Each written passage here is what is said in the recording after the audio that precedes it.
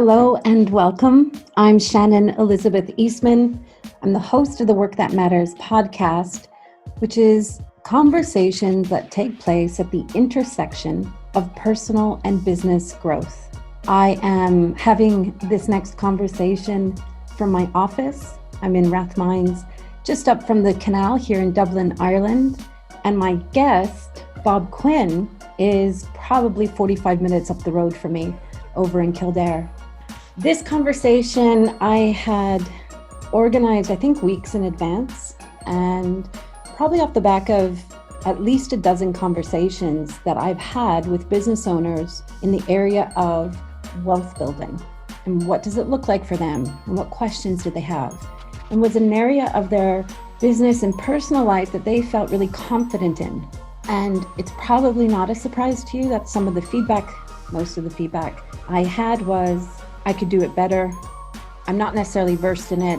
I've got the basic tax stuff down, but what about property? What about investments? And so I invited Bob Quinn to come on the podcast to talk to me specifically about wealth building for business owners.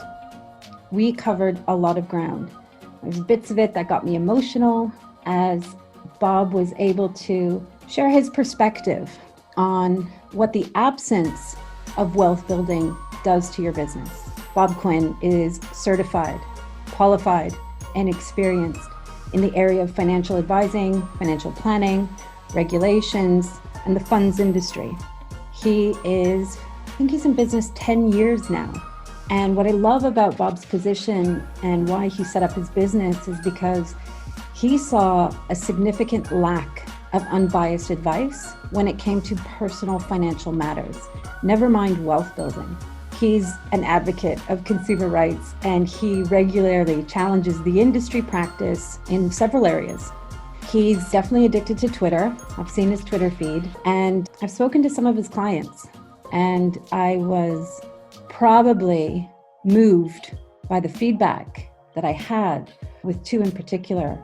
And so it was really important for me to bring Bob on the show because not only is it his area of expertise, but it's his passion. It's his life's work. And I think a few minutes into this conversation, you'll be witness to that as well. So before I wrap up this intro, my intention for you listening is that you will hear something that maybe changes your perspective on what's possible for you. Maybe you'll, like myself, be able to take an action right after the conversation that starts contributing to your wealth building. I've now done two things off the back of this conversation. So I'm really grateful to have his time and his insight and his expertise. And as uncomfortable as it can be starting something new in the area of wealth, I feel safe with Bob's direction and his counsel.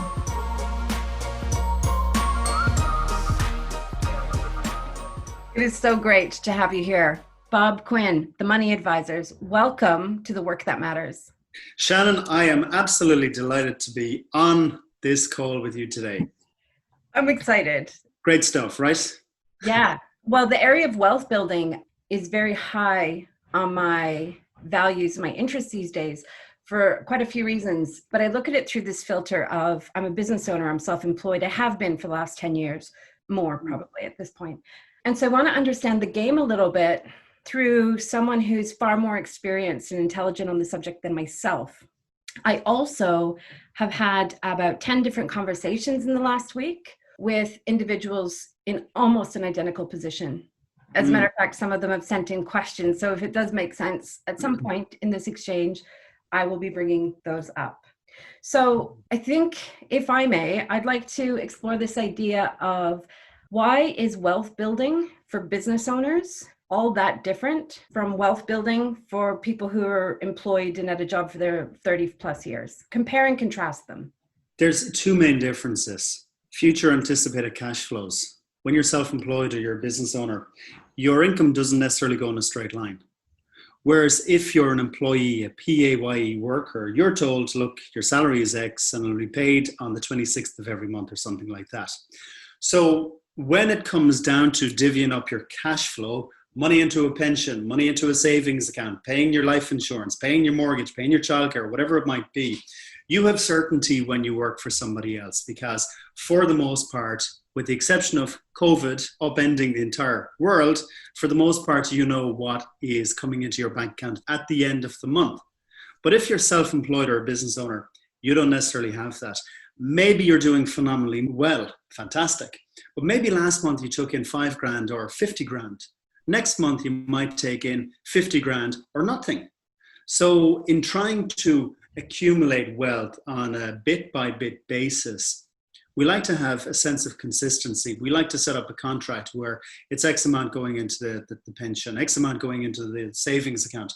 That's predominantly the main difference. There's also one other thing, compare and contrast. The attitude of a business owner versus someone who maybe works for a business is radically different. Attitude to risk is different for the business owner, because if you're in business for yourself, you are, whether you like it or not, a risk taker. You're 10 plus years in business. I'm 10 years in business at the end of this year, 2020. So I don't know if I'm naturally a risk taker or otherwise, but I've had to accept the fact that there are inherent risks in working for yourself as opposed to working for somebody else. So there are the two main differences between working for somebody versus being the company owner, the self-employed person. I like this idea of contract, and in that I'm making a contract with my future wealthy self. Yeah. I'm making a contract with my future wealthier self. And that contract, if I can continue using that metaphor, what would be the different parts of the contract that I would be reviewing, considering, and then acting upon? So clearly savings. You called, what was the acronym you used? DFR?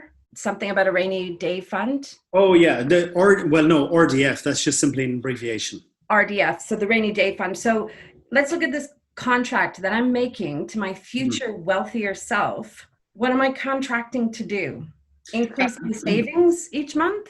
No, this is the beautiful thing about your personal finances.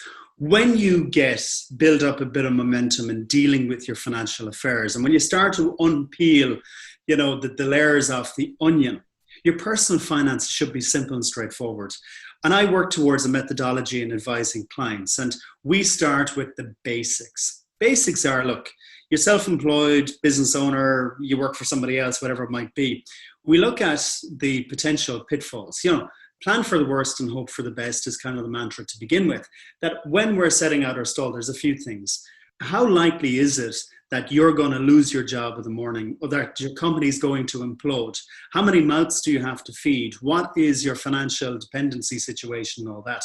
So we kind of put together in the first instance, say your rainy day fund needs to be X amount based on your broader circumstances. So what I'm hearing right now is this probability of stability. So let's use Elizabeth. Elizabeth is a made-up person, and Elizabeth has... Your middle name wouldn't be Elizabeth by any chance. Yeah, it is. Okay, so Elizabeth, who's a made-up person. Okay, go with that, Shannon. Elizabeth. Yeah, Elizabeth's also the name of my mom. My middle name's after me, Ma. So in this idea, because now I'm reflecting on my probability of stability. Yeah. Is, I would say, 80% would be lowballing it. Yeah. Now, why am I saying that? Do I necessarily have the evidence to back that up? I don't know if I do. So I could see that an exchange with you would help me figure out if I have a fantasy going on about my probability of stability, or if I may be lowballing it. But anyway, so we first find out what is our probability of stability. What's the next thing that we would do then? So then we look at trying to reduce, or where we can eliminate, the risks as they present themselves. So a few things, particularly being self-employed business owner. What happens to your business if you can't work for a week or a year? So the threat of illness or incapacitation of some period of time, what will that do to your business? Because if you are self-employed and you're the primary consultant in the business, and suddenly you get hit by a bus crossing the street tomorrow, does that mean that your pipeline is eroded to zero? Does that mean that you're no longer in a position to actually service your existing clients and all that type of stuff? So a self-employed person needs to look at eliminating risks, such as predominantly illness and, well, death, quite frankly. And these are the type of topics that an awful lot of people are quick to dismiss because they're not necessarily comfortable talking about them. But my approach here is simply, look, illness is something that may happen to you, but death is something that will definitely happen to you. So let's just embrace it and deal with it. It's a little bit of unpacking on the administration front, but you deal with it once and that's it. Done. So I've been reflecting on this because my first thought was I'm invincible. And then my second thought was I went to bed for a year in 2015. I got really sick and in 48 hours had to close my business, let go of my staff and resign my clients. And I did not have any plans in place. And I mean, I'm grateful that I had a healthy savings account, which I lived off of for well over a year. So that is hitting home a little bit. And interestingly enough, I haven't made any plans in case that happens again. But you see, this is the issue, I suppose, I would very much encourage a business owner, self-employed person to deal with. And when you're in business as well, you always have to be positive and optimistic. The next client you land is going to be the big one, and the pipeline, and you're always just one more deal away from making it big. That line, it takes 20 years to become an overnight success, kind of resonates with me because we're always looking for better things, and we're always looking to advance, we're always looking to grow our knowledge and skill set and all that type of stuff. But at the same time, the flip side of that is there's a lot of misplaced optimism out there too. And again, I'd bring you right back to the start. Plan for the worst and hope for the best. I'm not wishing anyone's ill health on them. But what I am looking at when I look at your financial affairs and how it's linked to your life, remember your finances are there to support what you want to do in life. Your finances aren't there to control you, to put limits on you, to restrict your movements professionally and personally. So when we put manners on your finances and your finances are doing what they need to do, that level of anxiety that you have as a business owner, that we all have inevitably, reduces. Because we might think, well, the reason why we're a bit sort of stressed out or anxious or feel like we're under pressure, to use the term, is because, it's because of that client that got away. And it's because of the competitions out there. In actual fact, a big compounding element of this sense of anxiety as a business owner comes from your personal finances. And they're actually contaminating your approach to business. So that I could do an entire conversation just on that.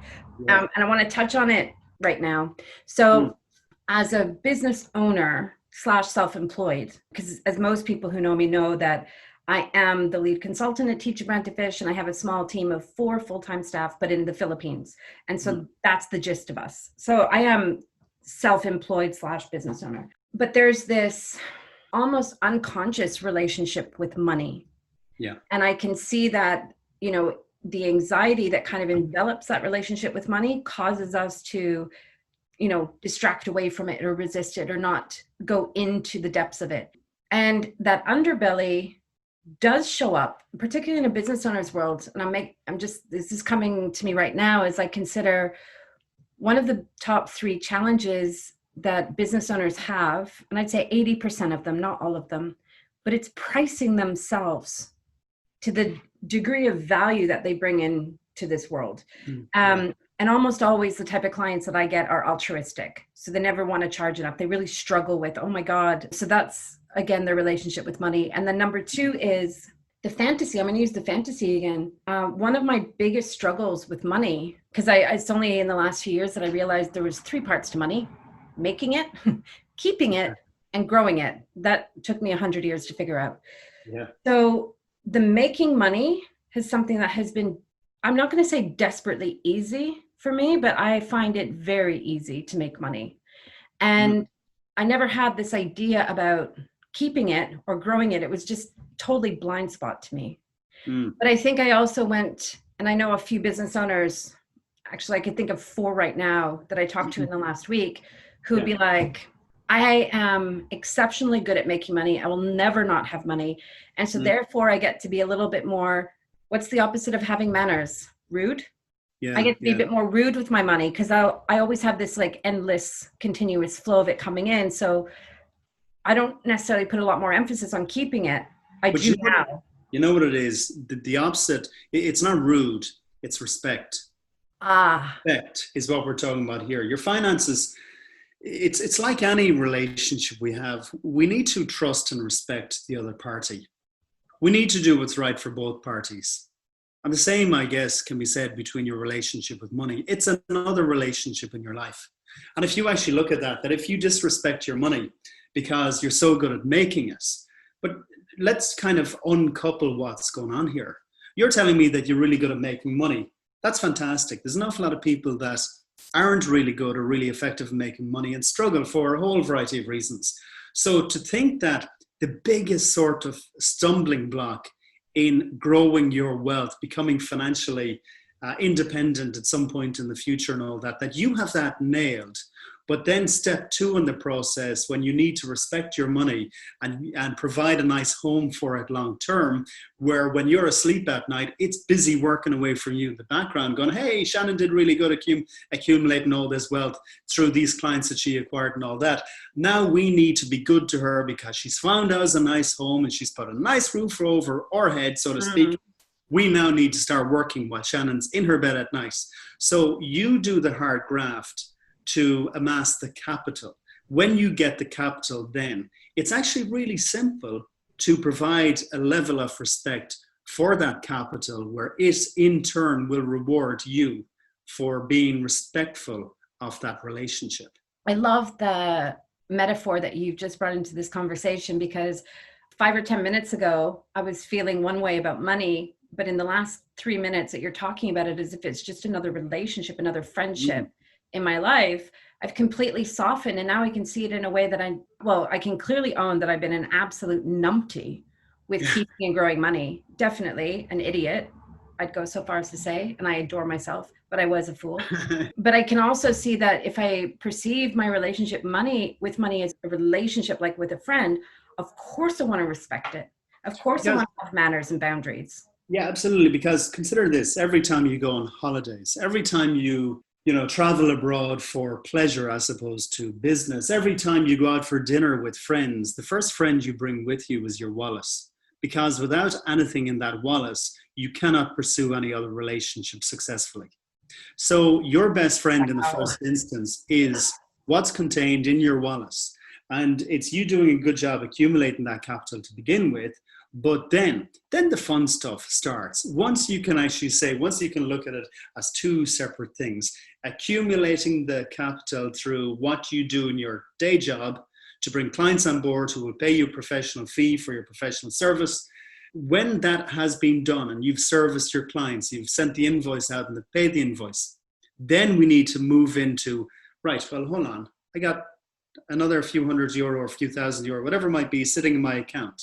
I've got my taxes paid on that. We're good to go. Now, let me find a home which becomes a permanent home for that capital that I have just. I like that. Acquired. Okay, so if we go back to the contract that we were talking about maybe 15 minutes ago, the contract with my future wealthier self, just as a recap, because I'm making notes. I'm so interested in this conversation. So the first one was, your step 1 is your probability of stability. Yeah. And I can see the benefit of having an exchange with you, so you can help me figure out if I'm living a fantasy or not. And also blind spots. Like I've talked to 12 really brilliant business owners this week about this particular chat. And they would all be people who are, and I remember one of them said, I'm kicking ass and I'm writing checks and I'm breaking necks or whatever, because they're just all really successful. So they all just make good money. But I would almost be willing to bet that keeping money and growing it, not on the radar at all. So probability of stability. Then the next thing was you mentioned was the risk mitigation. So 2 parts of that were the illness and death. Actually, one of my best friends 8 weeks ago, Joe Guthrie, died. He was on a conference call just like this one. He was in his home office in his chair. He just wrapped up a conference call. His darling wife, Rita, came in to say, are you ready for dinner before your next conference call? He died in the chair. He had a heart attack and was gone. And so I'm observing, the aftermath of a business owner, because Joe was a very successful business owner, and the degree with which his affairs were in order. Yeah. Whatever degree that is, and seeing that now firsthand when Joe had no sign that he was leaving us anytime soon.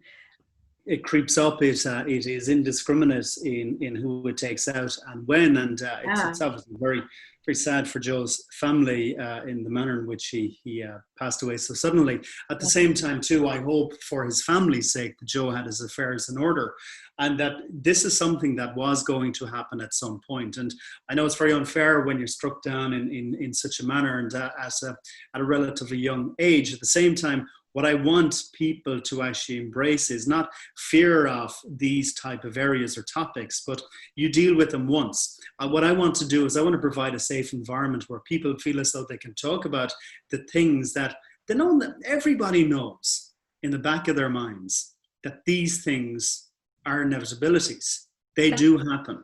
You're absolutely right. It's this idea of embracing. Now I'm borrowing from Dr. John DeMartini. You're embracing challenges in equal to the opportunities, because that is what facilitates maturity, growth, and mastery. Yeah. If you only want to live a one-sided life, no, I only want the success, I don't want to deal with the scary bits, I only want the happy days, never the sad days, then you actually remain juvenile and you don't necessarily get to experience your full potential in your business form, whatever that may look like. Absolutely. And you must have a 360-degree conversation with yourself, and an awareness as to where you are, who you are surrounded by, how you operate and run your business. You need to see all aspects to it, because you talked about blind spots. Like, even just to go back to what you were talking about and me talking about mitigating and reducing risk insofar as you can.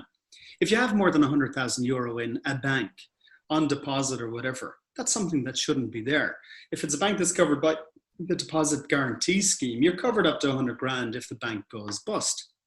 Why would you take any unnecessary risk? Don't tell me, oh, well, look, Bank A is fine. It'll be there forevermore. We learned the hard way what happens when financial institutions get into trouble. So something even as simple as from a housekeeping perspective and reducing risks is, look, you have too much money in one institution. You're not diversified enough when it comes along to your investments. You've no idea how your pensions are invested, because you went to the guy sort of down the road and he said, oh, yeah, you put it in this contract. And so when I asked you the question, well, that pension you set up with, that particular insurance company 10 years ago, how's it invested? I couldn't tell you, Bob. How much goes into it every month? I don't really know. What's the normal retirement date? How's it going to actually support you and your goals and objectives when you haven't a breeze? It's a classic case of not respecting your money and actually simply dumping it in. You're busy running your business and everything else is an afterthought.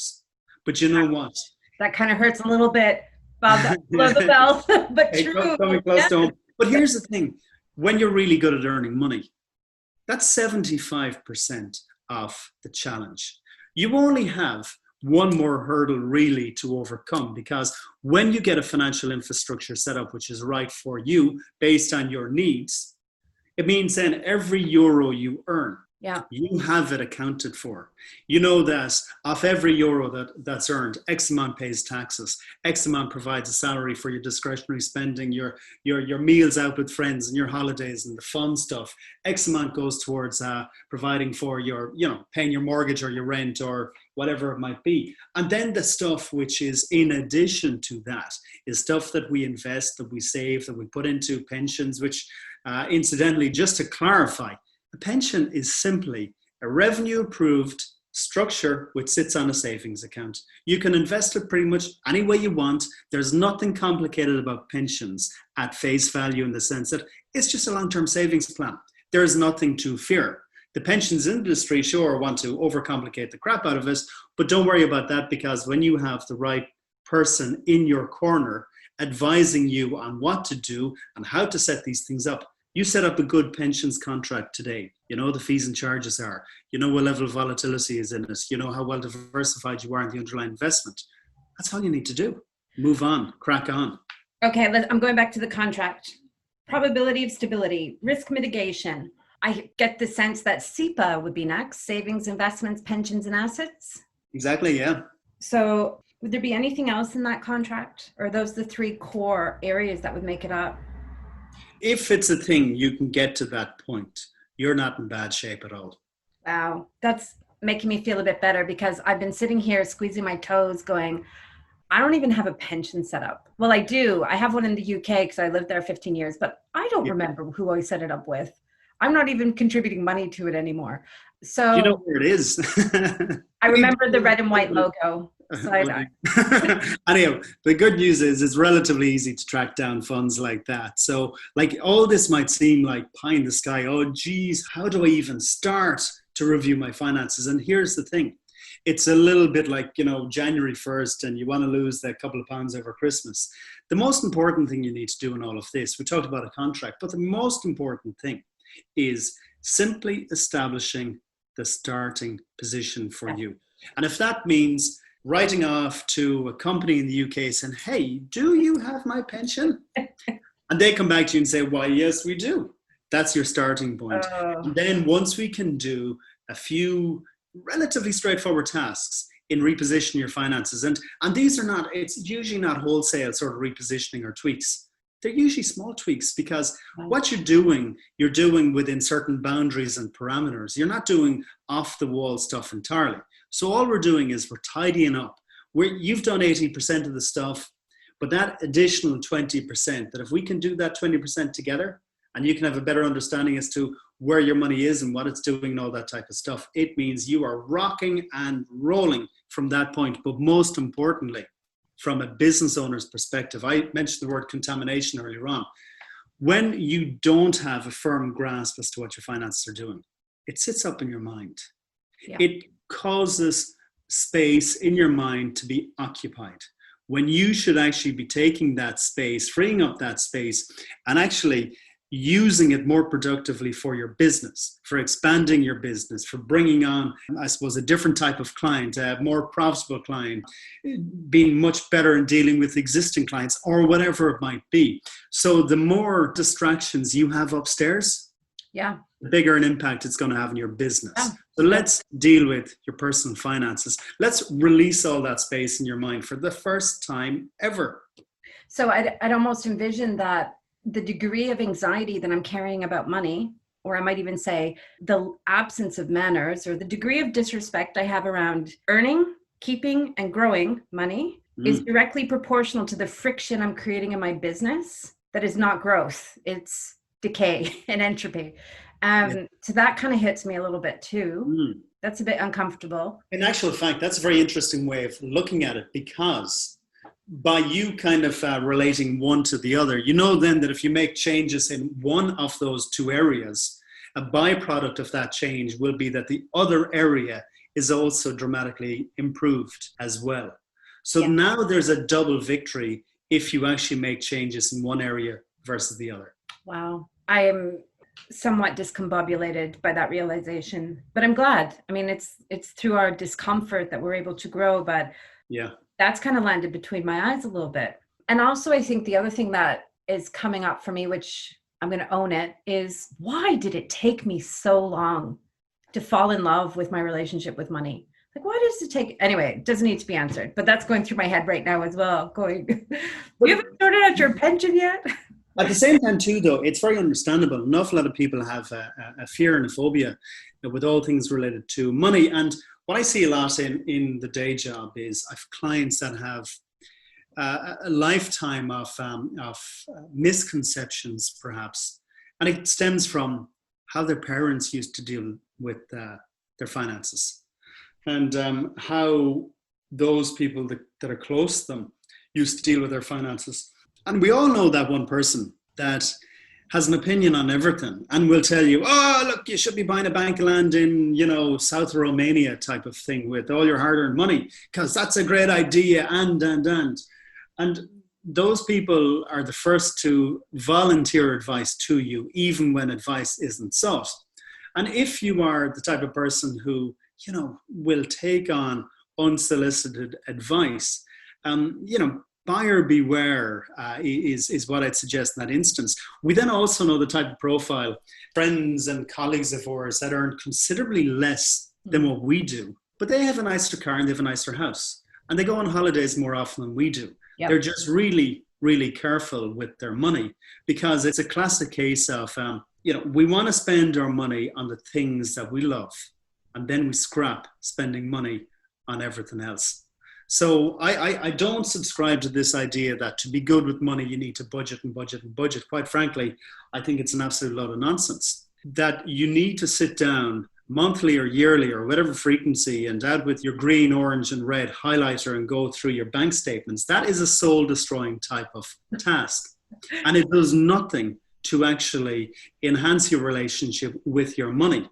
But there is kind of like, there's a Japanese school of thought called Kaikebo, if I'm pronouncing it correctly, which is more about having awareness about where your money goes, how your money is spent in broader terms. And if we have a more cerebral approach with where the money goes, as opposed to, oh, well, I spent £3 on my skinny cappuccino there yesterday. And, if I do that twice a day, 7 days a week, nonsense. If you love coffee, you love coffee.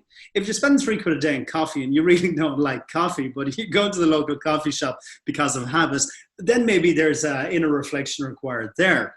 But an awareness of your money, really, really important. Don't do the tasks that are going to put you into the battered sort of spouse category when it comes along to dealing with your money. That's a great advice. That's so great. I'm taking you back to SEPA, Savings, Investment, Pension. Thank you for giving me that acronym. I can remember it now. Easy, isn't it? Mm. Savings, investment, pensions, and assets. No, it does help. It does help. So just some quick advice in each of the 4 areas for business owners. So I have savings. I'm thinking of buying a property. I don't know if I want to buy it abroad in Europe and rent it out, or if I want to buy it here. But for example, if I wanted to catch up on not being really good with my pension contributions up until now, I'm thinking about buying a property and having a rental income so that there's something there later on down the road. So I just want some really practical advice in the area of SEPA for a business owner. Well, let's talk about the property. In the first instance, if you have a pension, there's a whole variety of pension contracts that are out there. And, a self-administered contract will allow you to buy bank shares, if that's your thing, buy property. I don't know what my thing is. All I know is that property appears to keep going up. So. Oh, come on. You really want to push me on this? Don't do it. What? Don't do it. I get this all the time. I spend so much time on Zoom calls in 2020 because of COVID, obviously, and all that. But probably the most common query that comes in is, Bob, I'm thinking about buying a property. What do you advise? And I had a lady who called me up a few weeks ago, and she was like, Bob, look, we're thinking about buying a property, but my husband is, he's just not really sold on the idea. And I said, right, well, what are his reservations? And she was like, well, look, he's just a bit conservative. And she was calling me, looking for me to basically approve what she was thinking, to, if you like, allow her to crack on buying the property. She had this property in mind and it's going to be beautiful. And I said, right, hold on. Can you tell me, how much are you buying it for? She said, X amount. How much will you rent it for? She said, Y amount. And in the first instance, I'm dividing one into the other, going, right, so that's a 3.75% return on your investment on property. Yeah, but it'll go up in value as well, Bob. Right, well, arguably it could, arguably it couldn't. And I said, are you borrowing to invest or are you buying it outright? Oh, well, we'll need a mortgage on us of 70% of the cost. And right. So if you factor in the cost of the debt, so the interest rate is going to run us 4% on a rental property right now. Your net return before we added in the borrowings is 3.75% to begin with. So without adding in your conveyancing fees to acquire the property, without adding in the tax liability, if there was a tax liability on it, you will be paying your USC at the higher rate. You need to deal with a solicitor, an auctioneer, a bank, an insurance company, an estate agent or a letting agent who will let it. And then you may get the wrong set of tenants into your property that will tear the house limb from limb. And I hadn't even finished that sentence. And she's like, oh, actually, Bob, I'm starting to think now that maybe buying property isn't such a good idea. Buying property is the absolute opposite to an investment philosophy which is grounded in global diversification. I deal with it too often. Irish clients have a love affair with property, predominantly because we're not maybe all that au fait with, well, Bob, I want to make money on my money. property always goes up, as you said earlier on. Well, no, it doesn't always go up. But one thing that property is all about, it has roughly the same, bands of volatility as global equities do. So to put that into just everyday language, if you like, if you invest in a company, you buy shares in a company, that is an equity holding. So the company does well, the share price goes up. The company does poorly, the share price goes down. The company goes bust, you lose your money, typically. But if the volatility on shares year by year is plus or minus whatever it might be, and property is also somewhere along the same lines from a volatility perspective, why would you accept a 0% return on this investment? Your money is illiquid. If you need to cash in your investment at some point in the future, you can't easily do it, particularly in the middle of a recession. You're still on the hook for the bank loan. Everything about property ownership, unless you're a serial landlord who knows the property market inside out and back to front, everything about being a one-off landlord is absolutely bonkers. Bonkers. Okay. So I am loving this conversation, and a couple of things are going on right now. One is time check. The other one is I've had some questions. As I mentioned, I was talking to a few people about this. Yeah. And I'm wondering, I don't want to go back to them and say I didn't ask your question. So right, so quick fire round. Excellent. I love it. Let's do it. So here we go. So a couple of questions is, where's the best place to invest my money? I don't have a property that I own yet. I think I need to do that first. And then I was thinking of putting the rest of it into an investment fund. Good question. Number one, people that own their own properties, that are their homes, long-term, have a higher net worth than people that don't. Great. So you have to live someplace, so you may as well pay rent to yourself. So I would support buying a home, which you call your family pad, your bachelorette pad, or whatever it might be, a place to rest your head at night. Her part B is she thinks she should go for a 30-year mortgage. She's 35 years old. And she should put the least amount down so that she can keep access to as much of her cash flow as possible. Yeah, I don't disagree with that at all. I would say go for the longest mortgage term available to you. You can always start overpaying the mortgage from day one, which in turn will start to shrink the term outstanding as well. Someone who's in their mid-30s, by and large, from a conventional perspective, it may be time of, relationships and children and all that type of stuff. And it's from a financial cash flow perspective, it's crunch time. There is another argument that say that, well, the less you put in from the get-go, that you're likely to be in negative equity should there be a downturn in the future. But remember, you're buying a family home. You're buying a place which is going to be yours for the next 30 years. So negative equity is kind of inconsequential if it's your home forevermore, because unless you need to sell it in 3 years' time and it's worth less than the loan outstanding, you got a problem if that's the situation you find yourself in. But if it's your family home, go for the longest possible term, and possibly even just on the mortgage structure itself. From the get-go, ask the lender to split your mortgage in two. So you're taking out a €500,000 mortgage, split it in two. 250 grand is set up on a standard variable rate, which is subject to change at the bank's whim. And then the balance off of the other 250,000 is set up on a long-term fixed rate, the longest term they will actually give you, on the condition you don't anticipate moving from this house. So if you can get a 5-year fixed rate with AIB right now of 2.5% or whatever it might be, lock it in. It also means that in time, if interest rates are subject to rising, you've actually locked in 50% of the debt at a fixed rate, meaning it's given you much more certainty in relation to your financial obligations over the next 5 years.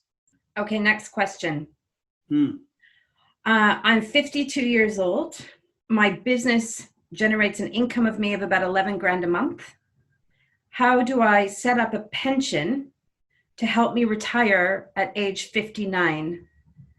Are there links to articles, blog posts, or videos that you've done that you could include in this exchange? Yeah, absolutely. In the first instance, it's themoneyadvisors.ie/blog. I think it is. It's really easy I'll include a link in the description here as well. Perfect. Okay. So you've got articles in there about there's a lot of stuff about pensions, about setting up pensions, about investment strategies within the pension, about funding the pension as well, if it's going to be an employee contribution or an employer contribution, because how those two are actually calculated are entirely unconnected to one another, if you like.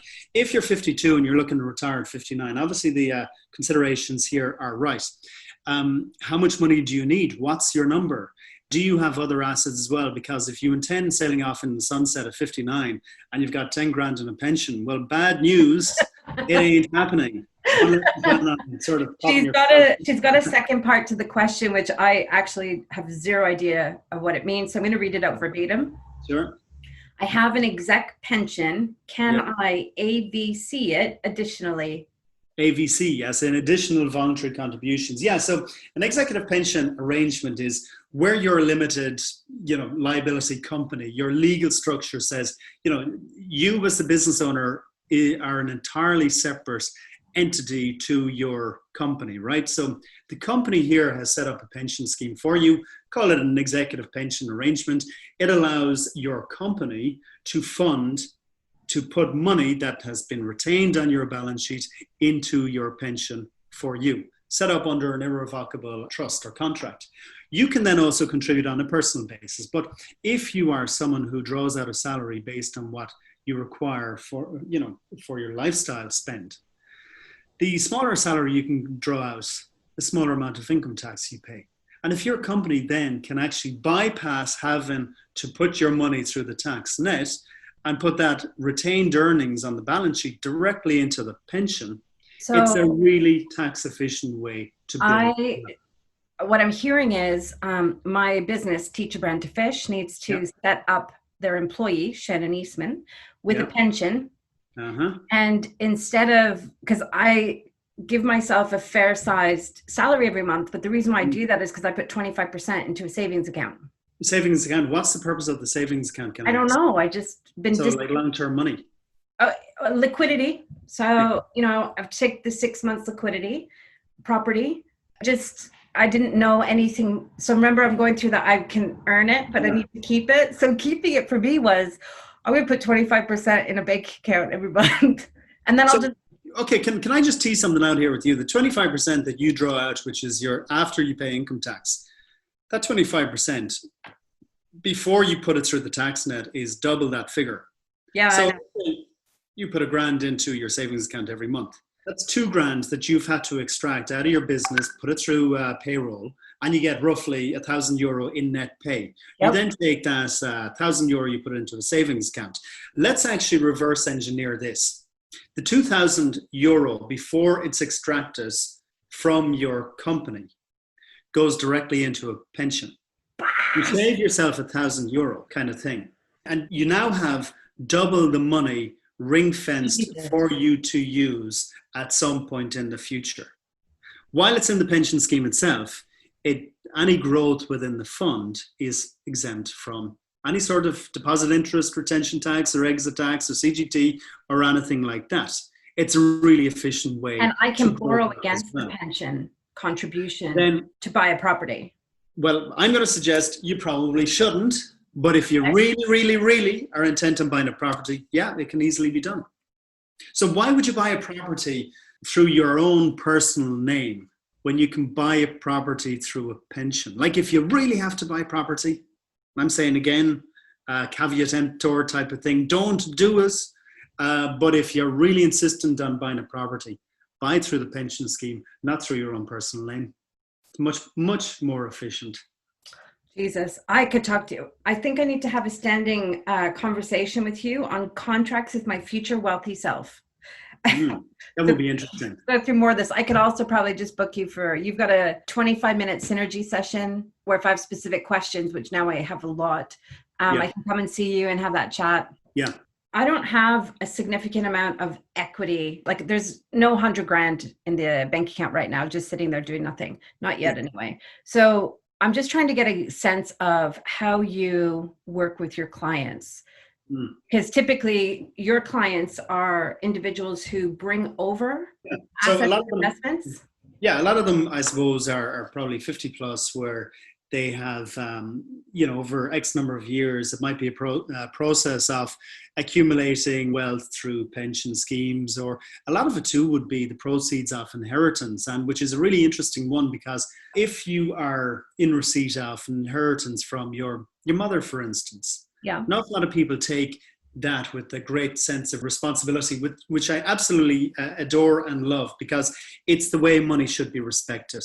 If you saw the sacrifice that your parents had to make to accumulate their wealth over their lifetimes, and they end up kind of dying after living a relatively frugal life, you don't take that money and blow it on a Maserati.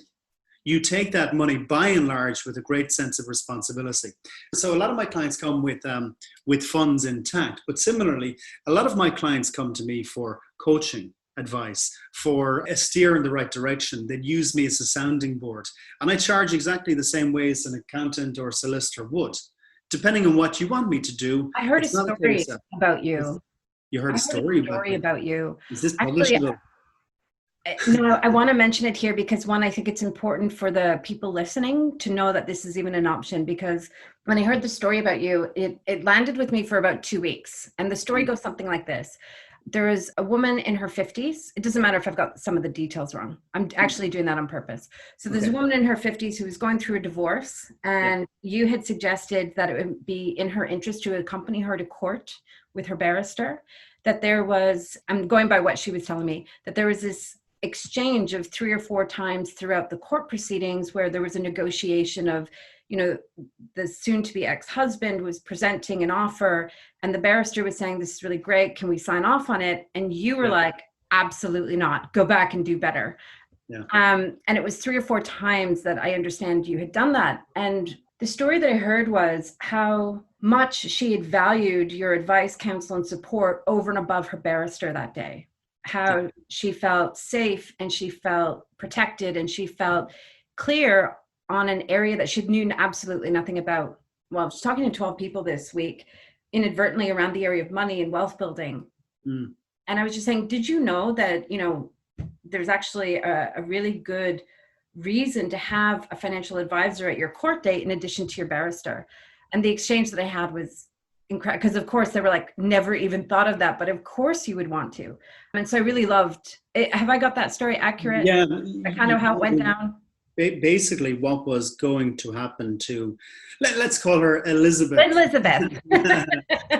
What the writing was on the wall for Elizabeth, that her solicitor and barrister had a poor grasp of the financial contracts. And of course, why would they have? Well, if you're touting yourself as a solicitor or barrister who operates in this area, then you should be really au fait with pension adjustment orders and whatever else. But at the same time, too, Elizabeth's soon-to-be ex-husband at the time, his financial affairs were quite complex. And there was a lot of contracts maybe that barrister, solicitor may not have been familiar with. And the big part of court proceedings, when it comes along to divorce in particular, a lot of it is dealing with the emotional impact of that. And so you want a solicitor that is able to understand, I suppose, what hurt and pain has been caused, if you like, because that's part of separation. But then the big part and the lasting part of this is the financial consequences of signing the dotted line under pressure. And Elizabeth was asked, as you said, 4 times, with me sitting to her side, well, look, we have this deal and he's willing to do X, Y, and Z. But what myself and Elizabeth did in the run-up to court, we understood what outcome she required and the reason why she required a certain outcome on the day itself. And anything below that outcome was totally unacceptable for us. And the barrister, though, didn't know what that outcome was. We simply hadn't shared it with him, and he hadn't really asked. He just went in kind of going, right, well, we want this. No, you can't have that. Okay, we want the other thing. No, you can't have that either. But we kept going back to him, and we got the deal, exactly the deal Elizabeth wanted, but more importantly, needed.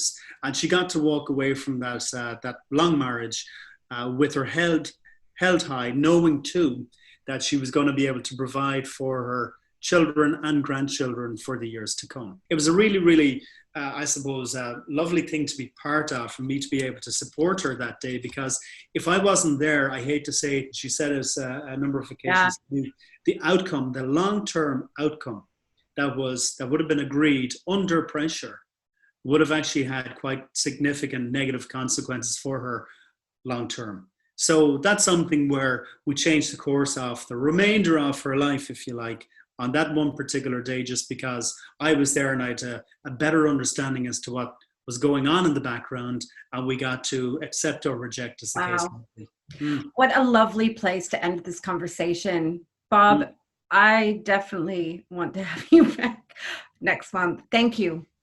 Genius. I have 3 pages of notes. Right. Yeah. Well, enjoy studying that over a glass of wine this evening or something like that. Mine will be a whiskey. I like it. Slán. Take care, man. Thank you so much. Cheers.